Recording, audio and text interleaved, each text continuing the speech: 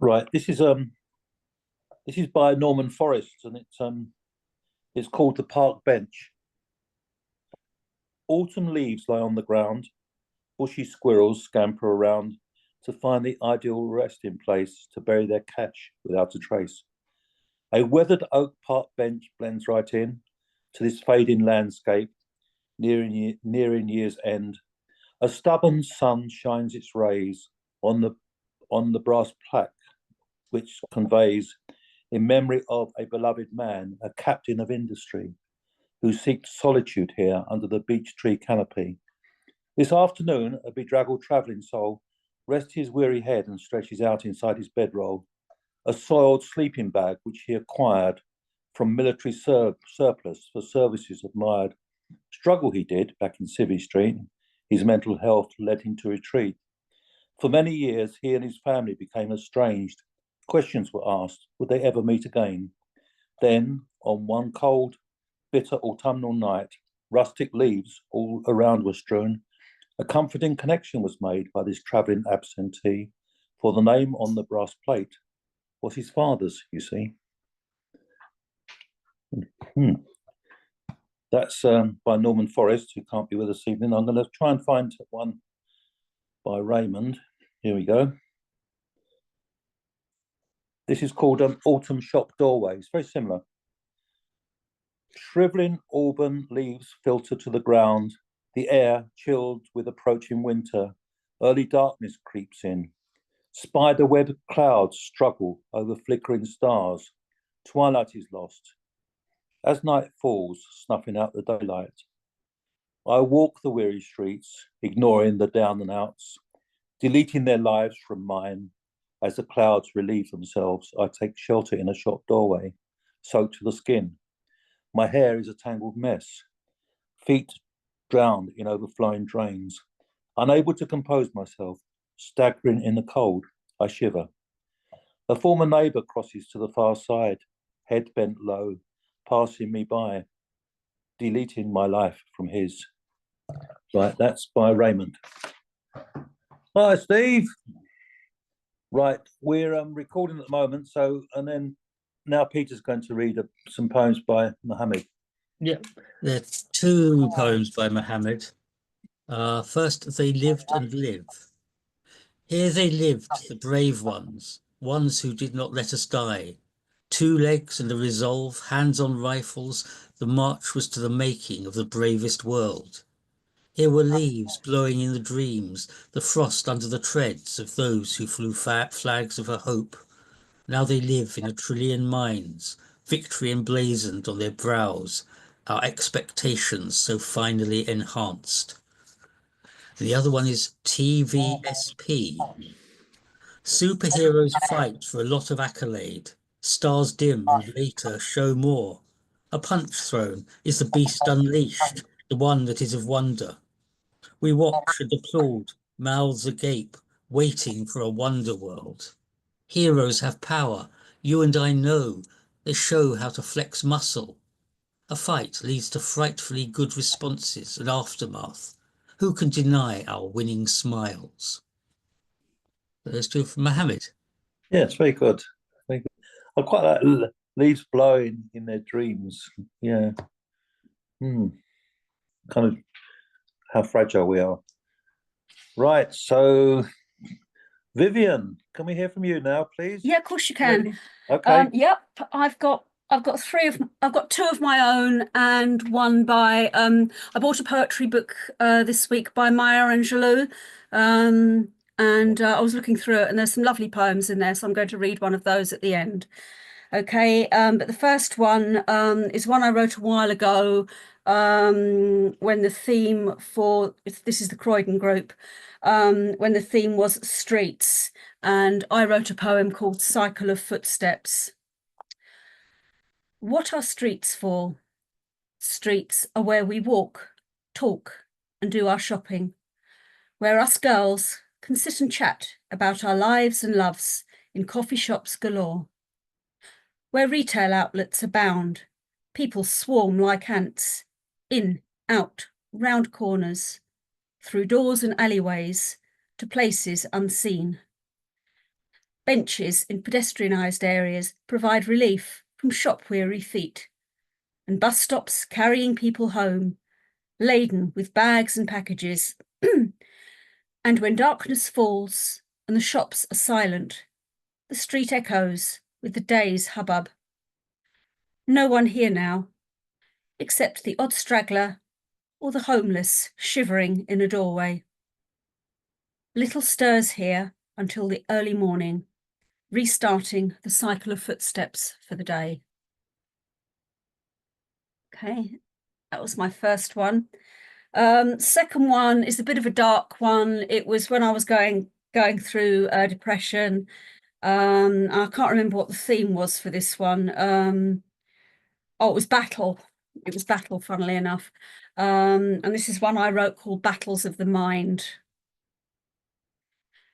You didn't see I was troubled, unable to read the signs. This was a solitary battle. Most of what I said discarded, trampled on like a piece of waste. So I became silent. Keeping to myself, I led my own life, which you didn't understand. Wanted to be with me 24/7.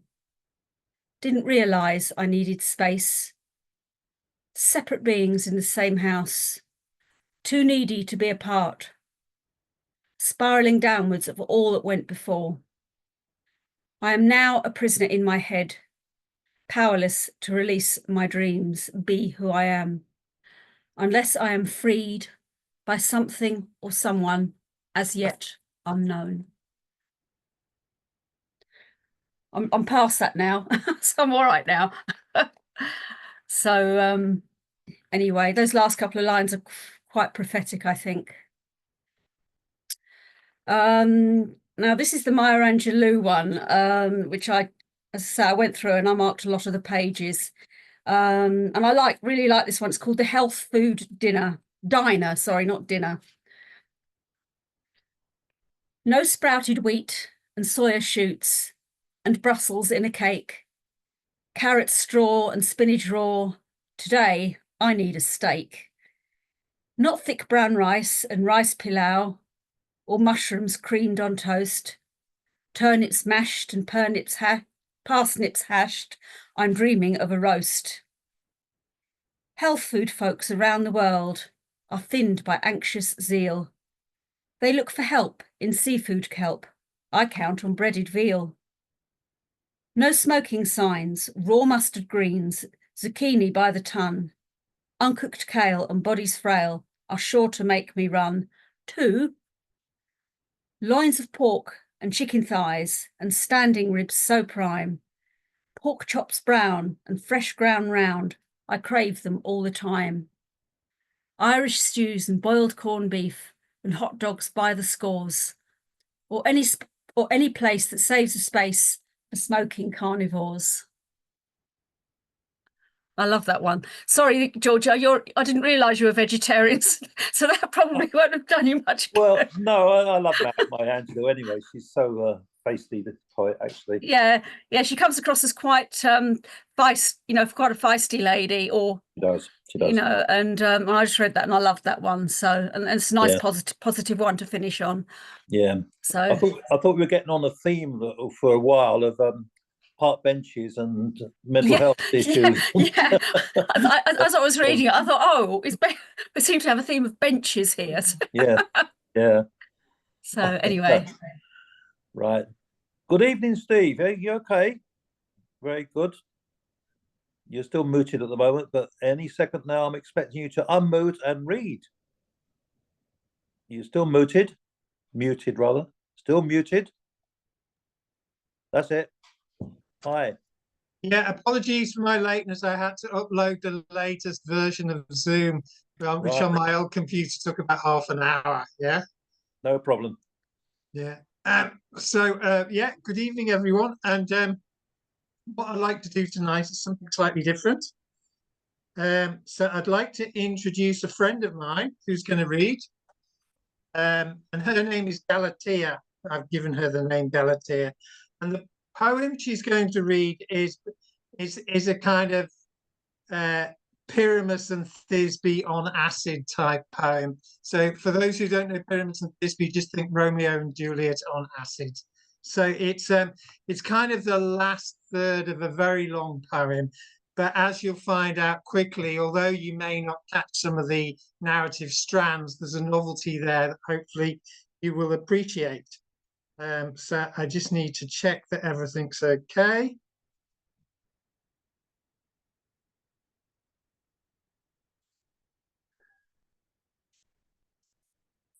Of awkward bluster. Yes, I'm happy to oblige. Complicit in the Sorry. travesty.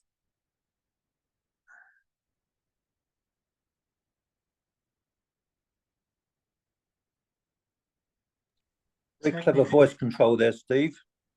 Yeah, I know. It's just yeah, I'm not quite on top of the tech, but I will be now.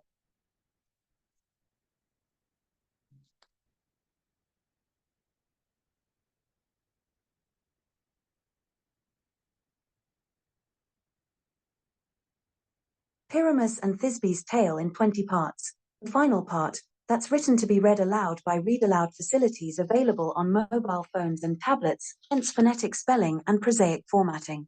A double wedding. Romeo and Juliet love Pyramus and Thisbe madly. Romeo and Juliet love Pyramus and Thisbe madly. Romeo and Juliet love Pyramus and Thisbe madly. Romeo and Juliet love Pyramus and Thisbe madly. Romeo and Juliet love Pyramus and Thisbe. Romeo and Juliet love Pyramus and Thisbe. Romeo and Juliet love Pyramus and Thisbe. Romeo and Juliet love Pyramus and Thisbe. Romeo and Juliet and Pyramus and Thisbe marry. Romeo and Juliet and Pyramus and Thisbe marry. Romeo and Juliet and Pyramus and Thisbe marry. Romeo and Juliet and Pyramus and Thisbe marry. Romeo and Juliet and Pyramus and Thisbe have an argument. The ecstasy of life and verse. The ecstasy of life and verse. The ecstasy of life and verse. The ecstasy of love and verse. The ecstasy of love and verse. The ecstasy of love and verse. The ecstasy of life and love. The ecstasy of life and love. The ecstasy of life and love. The ecstasy of life. The ecstasy of life. The ecstasy of life. The ecstasy of love. The ecstasy of love. The ecstasy of love. The ecstasy, the ecstasy, the ecstasy, the agony, the agony, the agony, the ecstasy, the ecstasy, the agony, the ecstasy, the agony, the ecstasy. Dichotomies of life and art will never do, would never do, for avant-gardists of the past like Marinetti, L. Liszitsky, Goncharova, Rozanova, Archipenko, Alexinsky, Arshile Gorky, Alan Capro, Agnes Martin, Arnott Newman, Yoko Ono, Arnold Schoenberg, Allen Ginsberg.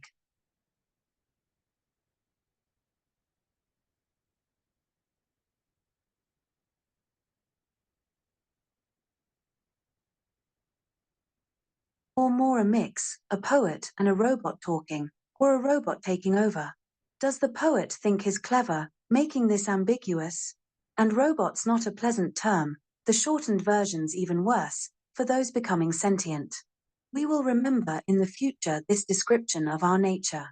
Revelations up till now ignored amidst the habits of a discipline present themselves in novelty of practice undisturbed by doubt and all the trappings of tradition. Unconsidered verses, once redacted, are retrieved and reinstated in an independent state of verse. And novelty encourages naivety, the things you'd shun or leave behind in adolescence, like an infant lost at play who leaves their toys unguarded in the garden of their dreams, a gun, a tank, an aeroplane or two, a train of thought, an interlude. An unexpected witty comment, someone saying something nice, a taste that seemed intoxicating, laughing in the background, noises lost amidst the ceaseless chatter or much louder in the silence. All of this for 15 minutes, or for longer if you'd like. A pint of lager and a glass of Malbec, please. I wouldn't like to say until it's finished, but I am a little disappointed. I agree. The poetry is second-rate, immersed inside a beat that couldn't care if it's monotonous. It has some merit in between the awkward inconsistencies of narrative and argument. Is that the bell? I haven't even started on my second gin and tonic, and the toilet queue is hell. And Did you hear it okay?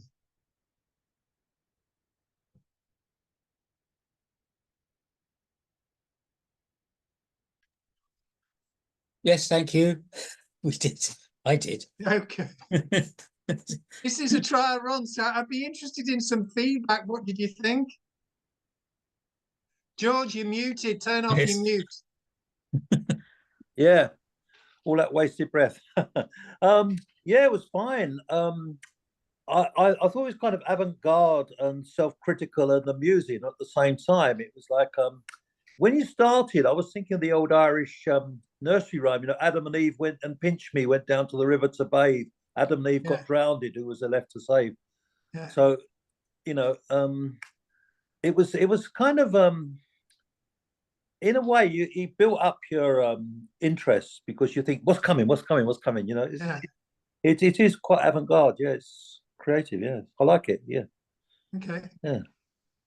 Anyone else? Any thoughts? Because this is a work in progress. I thought it was I'm quite fun. I pretty thought it was really fun, witty. Yes. It is. Yeah. Is it me or was it meant to be repetitive at the beginning? Sorry. Yeah. Well, Okay. there's various things I wanted to play with in the thing, and one of them is stretches where there is repetition, Sorry. so you're not quite Right. sure whether the record's stuck or not, so to speak. That's what And then- made me think of that. Yeah. Yeah, and then the other thing is that the beauty of this is that you think she doesn't need to take a breath, you know, so she can do things that I can't do, you know. Actually, they do take a breath every paragraph or so, and then sometimes skip lines because, you know, they're, you know, although they're the latest model, they're still pretty basic. Yeah. Yeah. So, Hmm. Anyway, So do you have have you invented a kind of a term for this style of poetry, Steve? well, I haven't invented a term yet. It's so No. new that the term hasn't. I don't know what would one call it. I mean, I've given her a name, which is Galatea, which also obviously refers to the Pygmalion myth. You know, Yeah. so I feel that, you know, I've created this new poetic being, and you write poetry, and then you have to respell words and redo rhythm. Otherwise, you know, she struggles really reading the lines. So you write it in verse, and then you have to rewrite it in prose so she doesn't pause too long. So there's lots of things, you know. It's I loved, yeah, I ongoing loved, process. I loved on my Kindle getting it to read Sassoon's war poetry Okay. because it reads it really badly. Yeah.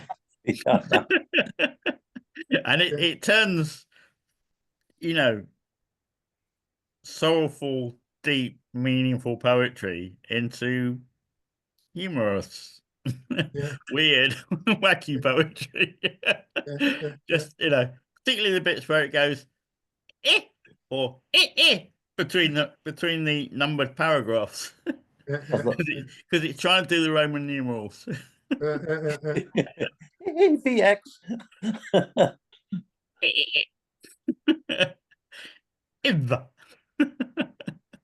Oh, Hilarious. that's good. But anyway, Right, Peter's on the phone at the moment, so we can chat away for a little while. So it's not a problem. We'll wait till he's disengaged. Yeah. Cool. Well, I'll read some more in the second half anyway. Yeah. Okay, that's fine. Yeah. Yeah. Should we wait for? I think we'll wait for Peter for a little while. He's What's that? what? Some funny things on Nick's screen, and I don't know what they are. rockets. Oh, I thought they were Tech wizard, that's sweets. what it is. I Tech thought they were wizard. sweets. Yeah. Yeah. Nick is a king of putting flying pigs and things across screens and all sorts of weird and wonderful devices. Oh, Jim's joining us. That's good. Happy days. It's lovely. You can choose any emoji, so that it's like you just choose Yes. the really weird ones that look peculiar. Yeah. Yeah. Jim, can you unmute so we can say hello? Good Well, evening. hello, can you hear me? Yeah. Oh, That's right. fine. Right. We it's very interesting. Steve's just done some experimental poetry, and it was really interesting. So he might do some more in the second half, I think. Hopefully. I will. Yeah. Good. So Nick, are you ready then? Can we go with Yeah. you? Yeah, get prepared. It's going to be like this. Avant-garde evening. Actually, it's not going to be that bad because I'm not going to read my own. Shame. I was at the Small Publishers Fair the other week, and I picked up some cards.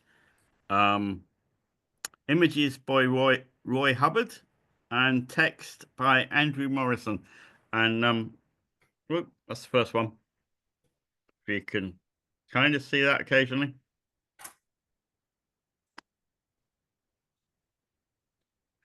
Cormorant.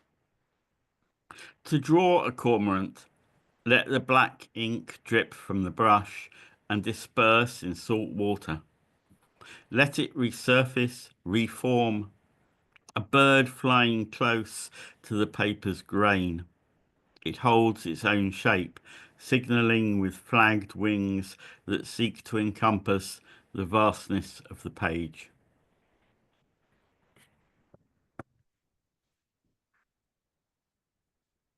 And this one, better, doesn't help hard.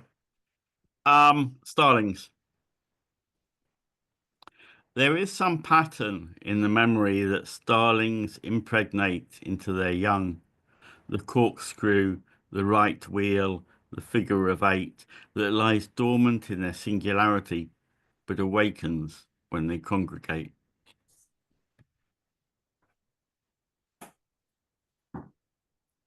And of course, I had to get the wagtail one. Pied wagtails. On the mill race and the culvert and the spillway, where you fetch water, you summon wagtails, birds of the sluices and the stone troughs. And lastly, a nice moorland bird for George. I'm sure you've seen a few around. Oh, maybe not. They're quite what do you call it? Thingy. I'm good with words, mate. It's just when I got these ones written down. Rare? Yeah, it wasn't quite what I was thinking. But yeah, it'll do. Red grouse. The gorse is not in flower. The curlew's bill can't hold the rain. The path is an unstrung daisy chain. The cairn is a broken tower. You follow weathered stone and purple heather, breadcrumb lichen, speckled feather. All moor paths lead to the edge or the marsh or the licorice house of the grouse in his harsh Cold Harbour home.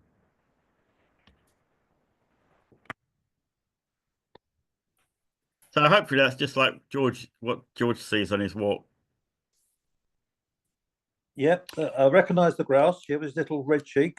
Yeah. Right, and his harsh Cold Harbour home, you know that well. Yes, indeed. I saw a cormorant the other day, actually, as well. Yeah, it's lovely. On this, got this Crookaloon. This place called the Crookaloon, where this big wide river flows into the sea. There's a cormorant there. Anyway, excellent. Actually, Nick, you've got so many excellent bird poems, and they're so well written that you could do a book on just bird poems. I think they are amazing. Well, I couldn't use those ones though, because they're not mine. Oh right, okay, they're not yours. No, it was by the poems are by Andrew Morrison. Oh right, okay. Well, yours are good as well. Your bird poems. Yeah, I didn't do the drawings either. There we go. Okay, well, they're very nice. Yeah, they are lovely. They sit on my bookshelves now. Yeah, just waiting for Jim to materialize some sort of shape, human shape or form. He's there. Jim. Jim, you okay? Yeah. He saw us and disappeared again. Yes. Right. He's having a good old chew. I'm going through one of these phases, actually. It's the Alzheimer phase, I think. It's just like, You're not back on all the sweets all the time, are you, Jim, like you used to be in the old days? Sorry? You used to be a chocoholic in the old days, didn't you? You used to love your sweets. I've actually tried to give this up actually recently, very recently. Right. I sort of, yeah, I just feel I get all you know, gastric stuff and all that sort of stuff. So I've been trying. Right. Yeah. Yeah. So you want me to read something? Oh, If you would please, yeah. Sorry, I should have Yeah. mentioned that. right. Sorry. It's yeah. I'll read something called sorry.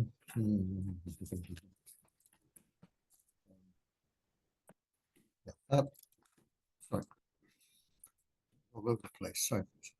Absolutely. Yeah. Yeah. It's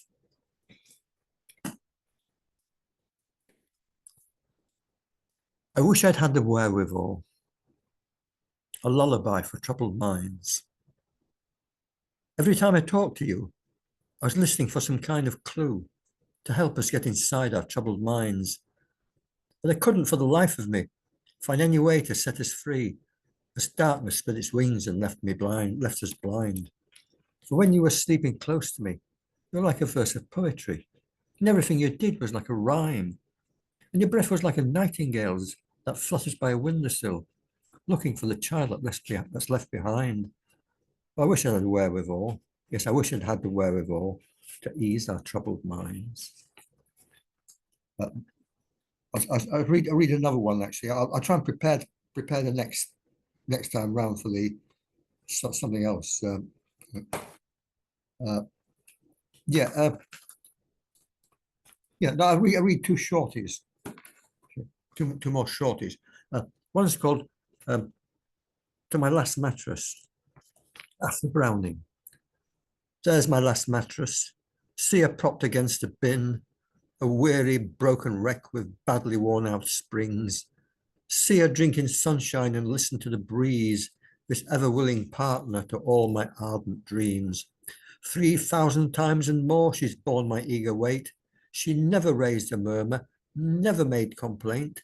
Now solemn dustmen come. I wipe my tears and yell, good fellows, treat her gently. She served me true and well. Yes. So slightly different is To a Guiding Star, after a chap called William Ernest Henley. You are the captain of my vessel. You are the mistress of my soul. I could never sail without your love. I would have no place to go. And when the stormy winds are raging and I'm sinking without hope, you will pluck me from the waters. That's all I need to know. So when this world has turned to ashes and the darkness seeks my bones, you will always shine above my ship, and I'll know where I must go. You are the captain of my vessel. You're the mistress of my soul. Yeah, I'll leave it there for the time being. Thanks. Lovely, Jim. 3 lovely poems there. I find that I wish I had the wherewithal, kind of a very plaintive and lovely little poem, that the one you start. They're all good. I quite took to that one for some strange reason. It's kind of we all wish we'd better than we are sometimes, don't we? I certainly do. Yes. These days. Yeah. Right. So you're here for part 2, hopefully, aren't you? Yeah. I'll be better prepared for that, I hope. Yeah, it'll come around quickly because there are so few of us this evening. So right, okay. we're almost through the first half. So yeah, right. I'll bang some out fairly quickly. Okay. Peter, you ready? Yeah. Okay. I'm going to read a couple of poems by Lucy Newlin, who the poems were mostly set in Leeds. Last to read. No stopping you now. The teacher smiled and gave me 3pence, my prize for being the last to read. I slipped it in my pocket, feeling my worth grow. All the way home, road signs blazoned prohibitions. No parking, no entry, no waiting. Adverts, clear as wet newsprint, started from billboards, their letters all pertly prinked. The familiar world became a moving transcript of itself, with gaps between the words where things had been, like space turning solid or a lino cut with the hollow patches inked. Nearing Headingley, the map settled, Street names seemed newly stamped with the certainty of being understood. Shore Lane, Monkridge Road, Brookfield Road. Houses stood still and unchanged. All the same, I held my treasure tight, for fear the words might unravel, the syllables become undone, and all the alphabet come tumbling down like beads off a broken string.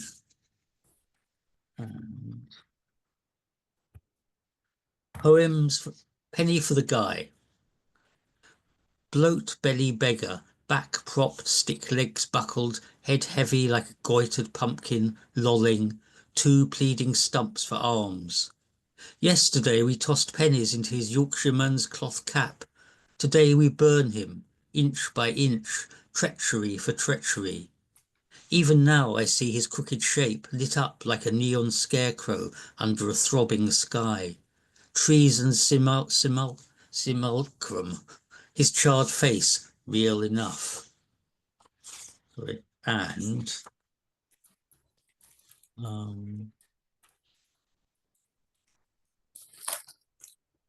Grove Lane in September. He's been bending for so long over his bonfire, feeding it with leaves, that he stoops like an old man, eyes smarting from the smoke, face wrinkled like a walnut by the dry heat of the blaze, or browned more slowly like a berry in the steady warmth of the sun.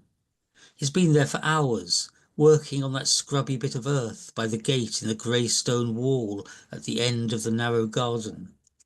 Leaning on your long rake, you listen to the quick, insistent crackle and spit of the rust-coloured leaves, hearing the sound of children and the intermittent hum of Sunday traffic on its slow way home.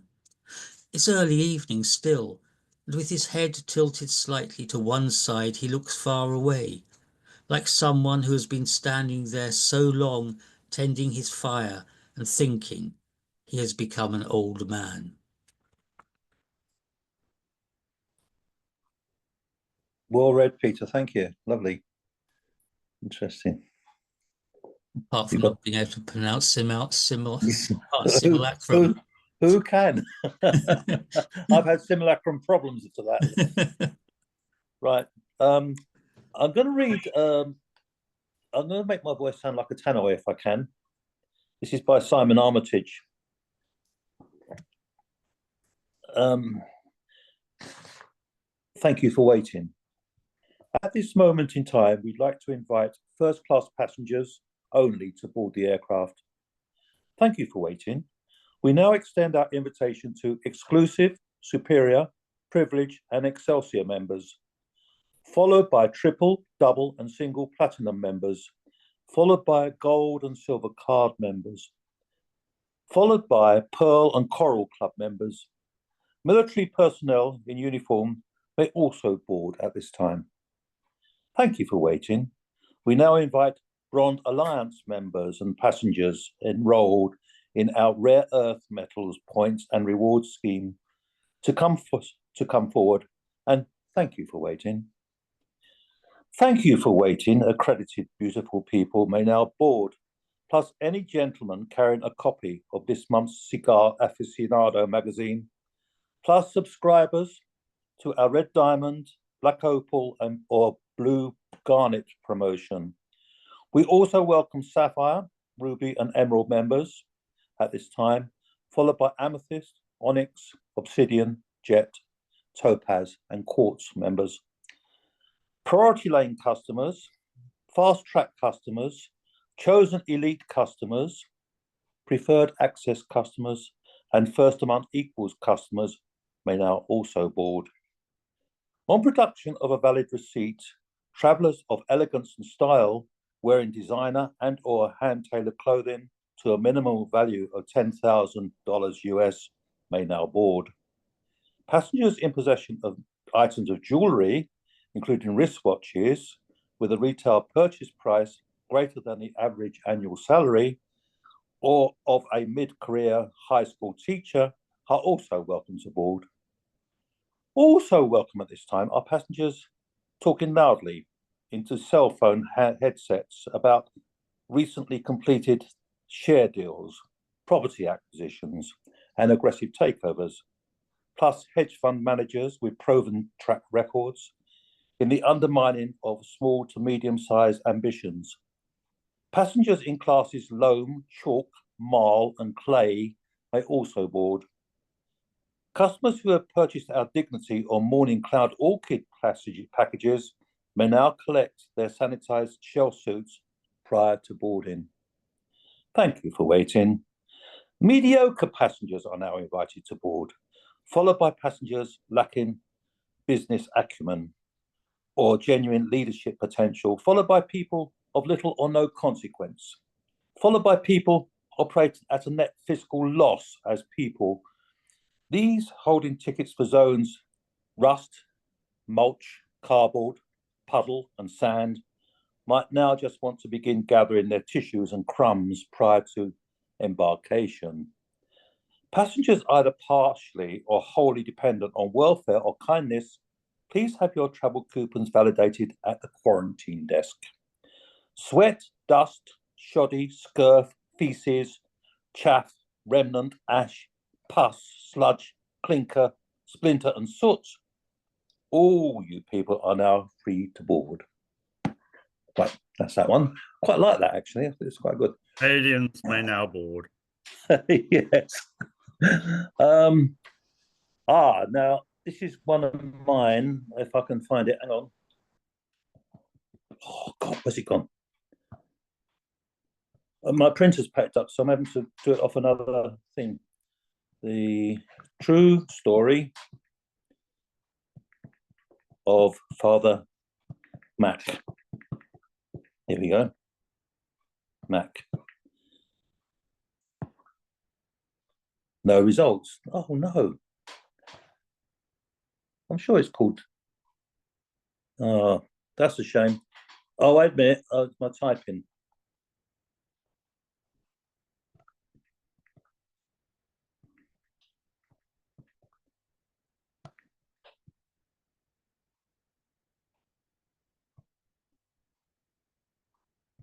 No, it's gone. Oh, that's a shame. Okay, I'm going to read. I'll read this by Robin Pilcher. I love this poem. It's one of the best war poems I've ever read, I think. It's called Feather by Robin Pilcher. Feather. To my wife, I leave my paybook and my absence from table and bed. To my children, I leave the future to cherish with hope and with dread. To my comrades, I leave my rusting tin hat, pour shelter from bullets and rain. To the barbed wire, I leave the rags of my soul to flutter dire warnings of pain. To the Hun, I leave the lice in my shirt and a candle to burn them to hell. To the leaders, I leave my curses and the sound of their own passing bell. To my captain, I leave my allegiance, though he lies dead at my feet. To the bombs and the shells, I leave the smell of silence and final defeat.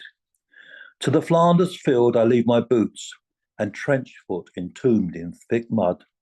To the woman who gave this white feather, I return it embalmed in my blood. Right, that's it. It's such a powerful poem. And Robin explained that he during the First World War, some of the soldiers who were on leave came back, and when they were on civvies, they were just back for a week or two or something from the front. They were women coming up handing them white feathers for cowardice. So he that's an amazing poem, I think. Anyway, right, folks, that's part one. I've got two from Ari's new book, which is Culture is Just a Matter of Taste. It appeared through my door one day. And like all new poetry books, I went through and I marked up poems that I liked, and I'm going to read two of them. Okay, so these are both by Ari. First one is called Jagged. All around the path is mountains of jagged glass. At my shoulder, under feet, even the air is jagged when I breathe. My tears fall sharp side down onto the glass jagged ground. When I walk, my insides clatter. When I talk, my voice is shattered. My heart cracks as it pounds. Blood runs freely all around. But inside, it points and snags, caught by twists and jags. The pointed edges from within, just through my stained glass skin. All I am from head to toe, a painting by Picasso. Who can heal this broken man? No mystic with his healing hands. Only woman holds the balm to hold me gently in warm arms. I love that. Lovely. And the second one, also by Ari, and he wrote it at 2 a.m. I don't know why he put the time down, but anyway, it's called Vox. Imagine going to see a film show and finding the cinema full of honking seals and a braying donkey in the aisles, and people moving to and fro in spite of the appeals. They sit and watch a while. Would you do such a thing? Would you bear the awful din? Imagine going to a musical rendition, drowned out by low fighter jets and interrupted by mobile phones. Would you put up with such sedition? Stay calm and not get vexed? Stay seated and deafened but not moan? Would you think others fair to destroy the reason you were there? So why is that a gathering of verse, of poets reading out their lines, gets treated like something third-rate, invaded by espresso machines and sudden curse, open door traffic from behind mobile phone conversations that cannot wait? Why can't you shut up or move away? Why must you get louder the longer you stay? Give poetry the same respect you would other forms of art. Give them quiet or space to project. If you don't like it, don't take part, but at least do as expected to.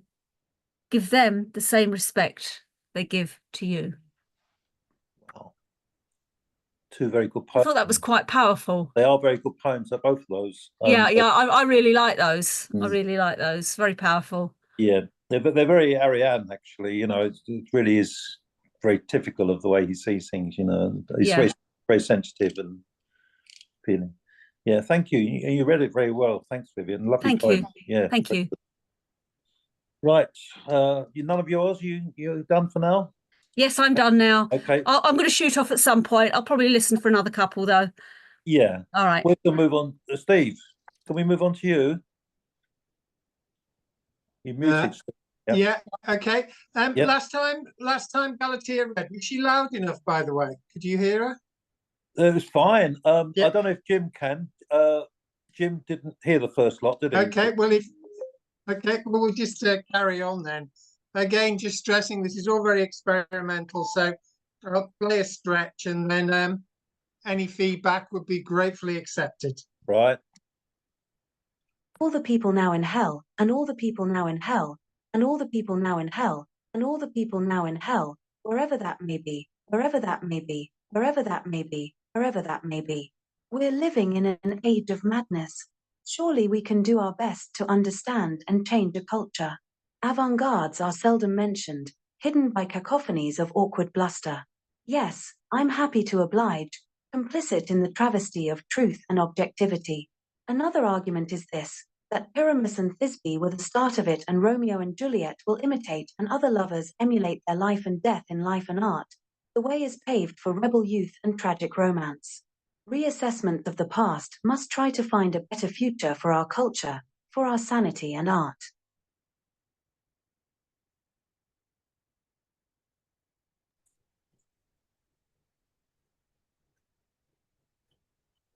UST try to find a better future for our culture, for our sanity and art.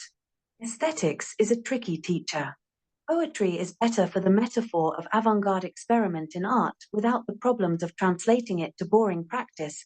Better this than all the insignificant successes of the recent past. Another argument is this, like Pyramus and Thisbe, we should reconnect. The murmured whispers have their place, but more than that, we have to shout aloud, a loud and strident voice. Excuse me, poet. People cannot hear because of all you're talking. All of this is art because I say so, just for 15 minutes or for longer if you'd like. With this in mind, we could agree on some important points in modern poetry.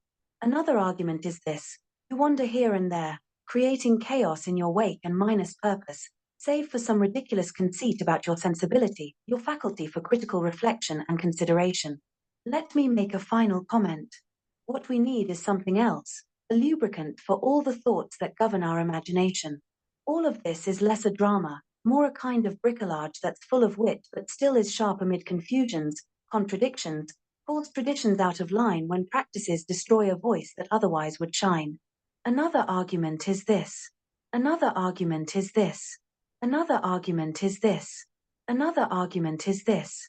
Another argument is all of this is added padding, adding nothing, disappointing, disappearing down inside a navel, gazing at the source of artifice, with all this play within a poem in a play that's really just another poem. Honestly, it's not important in the grander scheme of things. Another argument is this. Another argument is that the masses will reflect on this, decide that life is not so bad with Gogglebox and MasterChef and Coronation Street and even Eurovision, carry on without a thought of anything remotely, vaguely avant-garde.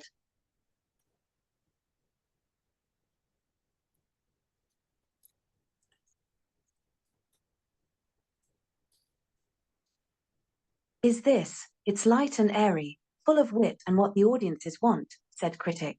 Poet, stubborn bastard, disagreed, but after some debate about ignoring or reneging on the principles of anti-poem poetry, a traitor to conviction is a criticism worthy of consideration. Unconsidered verses, once redacted, are retrieved and reinstated in an independent state of verse. Another argument is this. Another argument is this.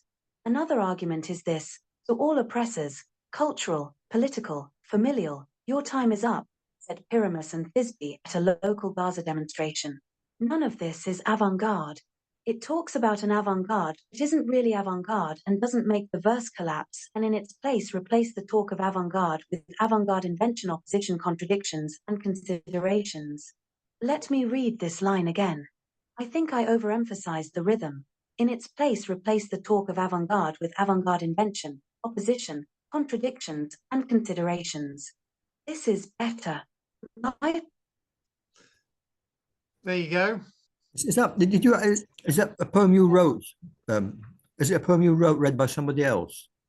It's a poem I wrote that's read by the read aloud facility on my mobile phone.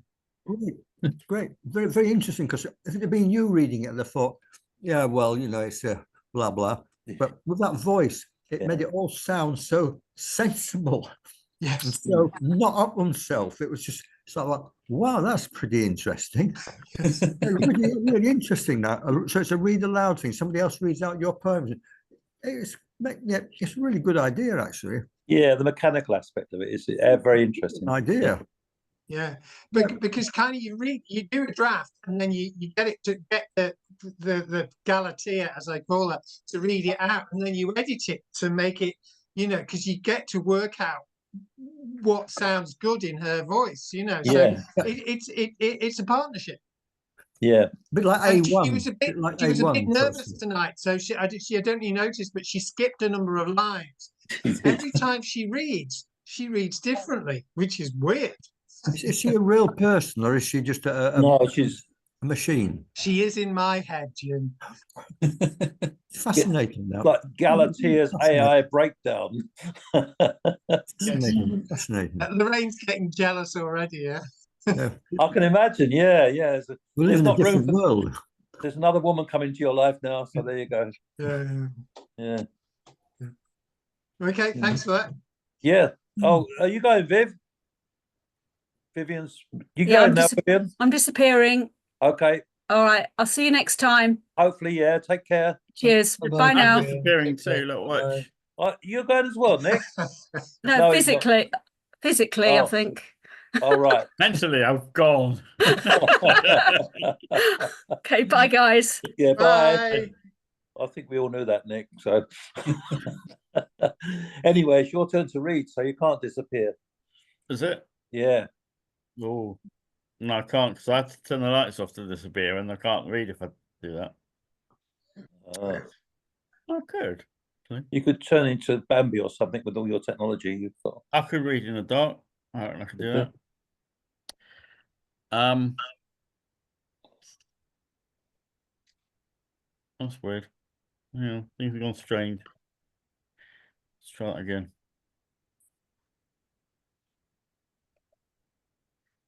Benches. There was a time benches were just benches, a place for living walkers to rest and think, not also memorials to dead names and dates. But now these simple wooden structures, machine-made to standardized designs, bring knowledge that this place mattered to someone as deeply as it does to me, that beauty is surely worth preserving well beyond our individual mortal spans, that heritage is not just built, but found in the landscape that surrounds us.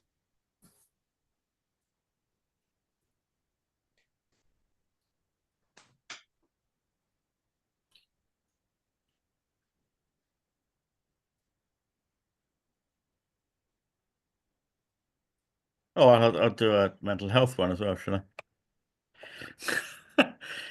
After the flood. That's the thing with a structural collapse. It leaves a lot of room for growth. You have to be a little careful. The foundations are not stable right away. More digging is always required. To understand the hows and whys requires a full survey team with many skills and knowledge. Kindness too. They don't work well if overworked. Who does? They're only human. It will take time to make progress, and sometimes the builders will move too fast and we have to stop and peel it back a bit. That's natural when the architect has so many competing projects.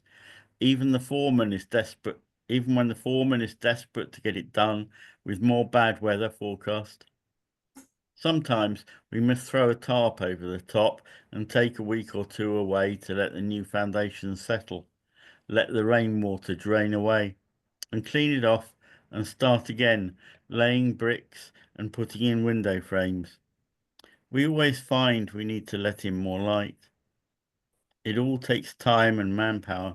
You can't do it on your own. In time, there will stand your new home, and although nothing lasts forever, there will be times to enjoy what you've got with all your friends around you. Maybe one of them will need some renovations done, and you can talk it through and help them out in turn.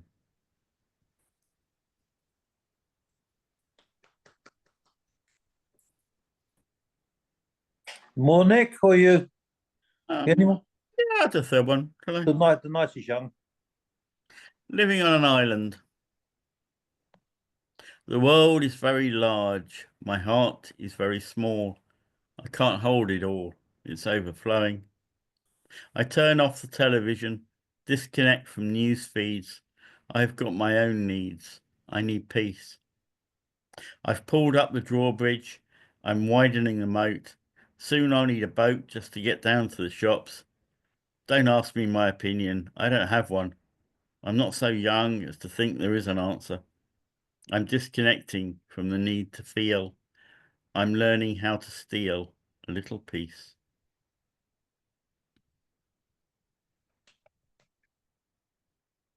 Thanks, Nick. Lovely. Well read, as usual. Well, we're coming to Jim now. Still muted, Jim. Still muted. That's it. Yeah. Before I read, Steve, if you sang a song to this voice, would it actually sing it back to you in a better voice? I'm interested. Yeah, you can play with it in all sorts of ways. I haven't tried singing yet. Try it. Just see what happens, because I might actually produce something really worth listening to. Yeah, I know, but you can't just do it off, because basically what you have to do, you have to type it in, and then they read what you've typed in. Oh yes, you don't actually say it aloud yourself. They just read it. So what you can do is you can read it into the document, and then they'll read it back. You know, so there are all sorts of things. There's a lot of things you can do and some things you can't. It's worth Right. trying. I think this facility is available on the latest version of Word 365, read aloud facilities. But I think if you can get apps as well that allow you to do it. So the stuff's out there.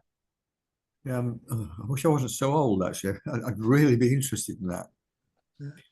Yeah, and yeah, I'll read 3 poems. The first one is called "Elegy for Discontinued Pastries." It's apricot and almond scrolls. I just can't stop eating these days, and never could stop.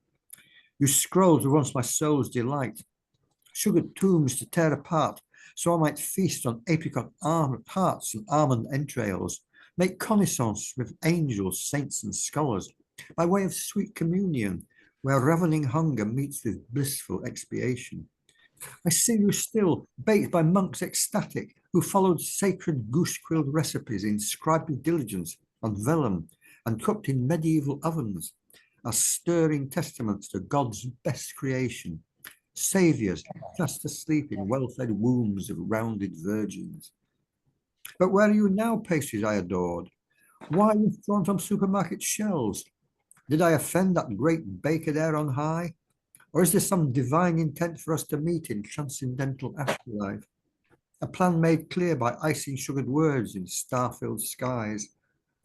On wintry nights, I search for scrolls like you, when foxes, over whom we have dominion, shriek and tear suburban rubbish bags. I feel too well their bitter sense of degradation, have fears that everlasting feasts in heaven are not for those with souls as yet unshriven. And the next one is, you've heard this one before, probably. It's called Dining Out Somewhere East of Croydon. There was too much going on at the table, a banquet that beggared belief. The maître d'hôtel had been swigging the meths, and the chef was a notable thief. The radishes were repeat offenders. The pigeon was nailed to its stool. The cheeses pretended to be so well connected, but the sorbets were playing it cool. Yes, there was so much going on at the table. We were governed by the lords of misrule. For ladies were shocking, all cleavage and stocking, and men were intemperate buffoons. The olives got stoned and stuffed one another. The roses were rooting for bed. The marzipan tarts were open to offers, though the lobsters, it seemed, were well read. Yes, there was too much going on at the table. The salt had poisoned our veins. The pastries were yummy with sugar and honey, had cholesterol to block up our veins. And the rhubarb crumbles were ready to rumble as the police came steaming their way, got thrown in the clink with nothing to drink. Humble pie was their dish of the day. Yes, there was too much going on at the table. We begged the food to behave, but the deep-fried clam said, "Eat up and be damned," so we did, and forgot to pay. The next one is, don't know why I've chosen this one. It's called Where Do We Go? Where do we go when the lights go out? Where do we go when the Sandman comes? Where do we go when the banshee howls? Where do we go when they beat the drums? Where do we go when the stars don't shine? Where do we go when the darkness falls? Where do we go when the night owl cries? Where do we go when the bugle calls? Where do we go when the lakes run dry? Where do we go when the plagues begin? Where do we go when the flames rise high? Where do we go when the last swan sings? Where do we go when the siren shrieks? Where do we go when the lost child weeps? Yeah, thanks. One digs you in the guts right at the end there, Jim. Lovely. Yeah, thanks for listening. No, very good. And the rhythm and rhyme of your poems, you know, especially like the dining at the table, it elevates it way beyond any accusation of doggerel. It's a lovely, you've got a lovely style, Jim. Yeah, I mean, it's very interesting. The poetry world as a whole is interesting. You know, there's performance poetry and there's this kind of clever dick sort of Mm. poetry, which nobody really particularly likes, but it's the people who important in It's power, fashion, yeah. all that stuff. You know, whatever. Mm. And yeah, it's like, you know, performance poetry is really important. Yeah, interesting. It's good. It's lovely. Underrated. I could see. I was watching other people's faces while you were reading, and it's lovely on the ear. You know, it's well received. So lovely poems. Thank you, Jim. Yeah, thank you. Yeah, Peter, you good to go? Well, I'm going to read 3 poems by Caroline Duffy. Oh yeah, right. Oslo. What do you do? Follow the slow tram into the night. Wear your coat with the hood. You're foreign here. The town reveals itself the way the one you live in never could. Not to speak the language makes you innocent again, invisible. But if you like, you bribe the bellboy in this grand hotel to tell where the casino is, a blue light over its door. You're in, a cool drink, your money changed. Too early yet, at 10 o'clock for scented, smoking, silent men to gather round and you bet, bet and bet. This life, you win some, lose some, then you want to go home. With only a numbered key, you take the shortcut past the palace, through the tall Norwegian wood. For now, you're lucky. Across the world, someone loves you hard enough to sieve a single star from this dark sky. And then, meantime, the clock slid back an hour and stole light from my life as I walked through the wrong part of town, mourning our love. And of course, unmendable rain fell to the bleak streets, where I felt my heart gnaw at all our mistakes. If the darkening sky could lift more than 1 hour from this day, there are words I would never have said, nor have heard you say. But we will be dead, as we know, beyond all light. These are the shortened days and the endless nights. And finally, prayer. Some days, although we cannot pray, a prayer utters itself. So a woman will lift her head from the sieve of her hands and stare at the minim sung by a tree, a sudden gift. Some nights, although we are faithless, the truth enters our hearts, that small familiar pain. Then a man will stand stock still, hearing his youth in the distant Latin chanting of a train. Pray for us now. Grade 1 piano scales console the lodger looking out across a Midlands town. Then dusk, and someone calls a child's name as though they named their loss. Darkness outside. Inside the radio's prayer. Rockall, Malin, Dogger, Finisterre. Thank you, Peter. Well chosen. Lovely poems. Yeah. Well, I had to read one about the clocks going back at this time of year. Yeah, appropriate. Yeah. Right, this is one I wrote a few years ago. It's called, you might recognize it actually. It's called The True Story of Father Mac. I once spied Eleanor down on her knees, picking up rice grains from the ground by the lich gate amid the flowers and bees, stealthy, not making a sound, not even wearing that face that she left in a makeup jar by the door. Bare face and bereft, she had nothing to look pretty for. She thought of the time she might have taken her own vows at the church altar, but there she was, sad and forsaken by a priest whose words would falter when it came to commitment and truth. He blamed her for her seductive looks that challenged his faith in his youth. He spent his time reading religious books, writing on temptation and lust, in the safety of his run-down manse, darning old socks while his notes gathered dust, trying to forget the illicit romance while she and her broken heart died, all alone by the old church door. No one came but the guilty priest, rubbing grave soil till his fingers were sore, muttering prayers to cast off the beast, though none would know of his lonely life or the grief of his would-be wife. There you go. That's got a bit of a Liverpool tinge to it. And so has this one, I think. If I can find it. Need my glasses for this. Yesterday, all my troubles seemed so far away. When I got by on take-home pay, oh, how I long for yesterday. The factory gates are staying closed. The union leaders are now deposed. The light of better times exposed. The boss's whims were left unopposed. The fat cats lapped up all the cream. Acid stripped my right to dream. I've lost my vigor, my head of steam, not to say my self-esteem. The curtain closes at the end of the play.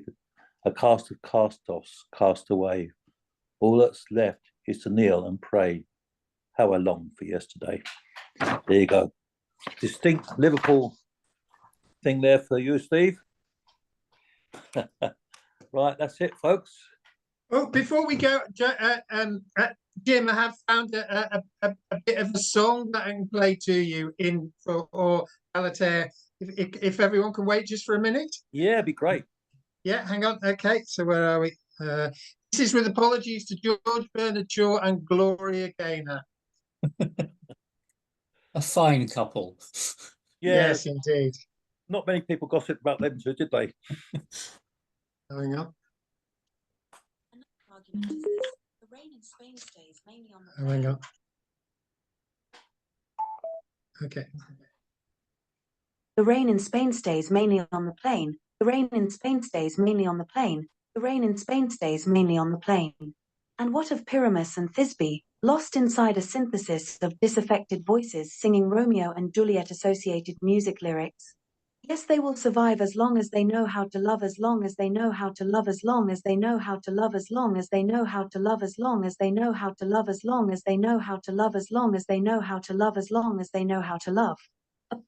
So it works quite well, yeah, I think. No changes in pitch though. It's all the same. Like, yeah.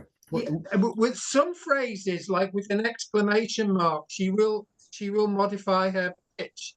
So sometimes you can work with that monotone, and sometimes, by accident, you find a way of writing something that If you makes her found something, express herself. it'd be interesting if you could actually try it for next time we meet. Just a song, something actually coming out with something that comes like a song. Yeah. Yeah. If you put it through some pitch correction software, it'll probably sound like Michael Blueberry when he's being interviewed and hasn't turned it off. I mean, you can get really sophisticated voices, but I quite like this very basic kind of computer voice. It's I've always, on late night trains when you get kind of announcements about where the next train stop is, I've always thought it'd be great to have poems in that voice, and so it's just as close to have got to it. Yeah. Yeah. Oh well. Well, an interesting evening, isn't it? It started off about park benches and suicide and mental health, and it's done sort of various twists and turns throughout. Yes. Twists and shouts. Twists and shouts, yeah. What Yeah, sounds like computer glitches, as the same phrase goes on and on. yeah, true. Yeah.